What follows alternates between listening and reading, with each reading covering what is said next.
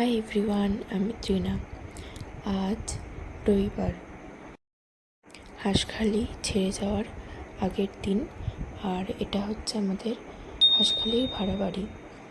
এই যে এটা আমাদের ভাড়া বাড়ি। আর এখানে যে অনেকটা বাগানের স্পেস আছে, এখানটাতে আমরা প্রচুর ফুলের গাছ লাগিয়েছিলাম। আর এই যে দুটো পাশাপাশি বেল গাছ, প্রচুর বেলও ধরতো, এখনও ধরে আছে কিছু। আর এই যে ছোট্ট করে একটা আমাদের ভাড়া বাড়ির হোম ট্যুর যেটা আর কি, সেটা ছোট্ট করে দিয়ে দিলাম। এটা ছিল আমার বাবা মায়ের রুম।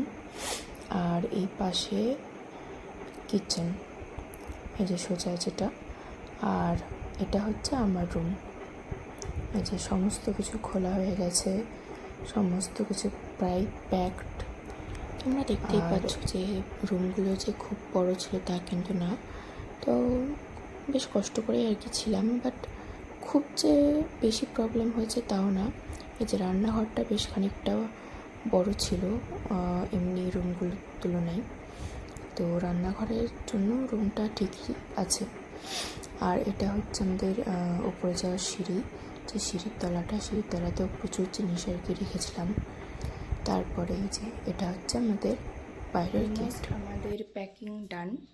এবার আমরা কিছুটা প্যাকিং করব, আরও কিছুটা প্যাকিং বাকি আছে, তো সেটাই করতে হবে। আর আজকেই আমাদের যে গাড়িগুলো আর কি বুক করা হয়েছে, সেই গাড়িতে আজকেই সব জিনিসপত্র লোড করতে আসবে দুপুর 3টের সময়। তো তখন চলো তোমাদের সঙ্গে দেখা হচ্ছে। আর এই যে এই ব্যাগটা আমার কাছেই থাকবে, কিছু নেসেসারি আইটেমস নেওয়া আছে। আর এখানে ট্রলিতেও কিছু আমাদের জিনিসপত্র নিয়ে নেওয়া হয়েছে, যেগুলো আর কি গিয়েই লাগবে, নাহলে সবই তো একদম প্যাকড হয়ে রয়েছে।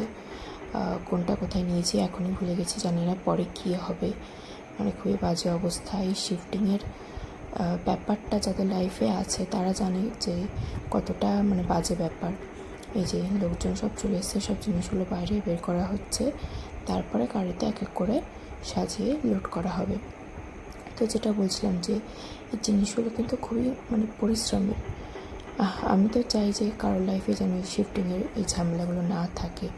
খুবই ঝামেলা আর খুবই পরিশ্রমের ব্যাপার, এবং মানসিক দিক থেকেও কিছুটা কেন বলবো, অনেকটাই এফেক্ট পড়ে।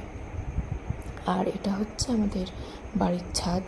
এটা আমার একটা খুব প্রিয় জায়গা। আসলে আগে আমরা যেখানে মানে যে বাড়িটাতে ভাড়া থাকতাম, সেখানে কিন্তু আমরা খুব একটা ছাদ ইউজ করতে পারতাম না, কিন্তু এখানে এসে খুব খোলামেলাভাবে আমরা ছাদ ইউজ করতে পেরেছি। তো এটা আমার একটা খুব প্রিয় জায়গা হয়ে দাঁড়িয়েছিল।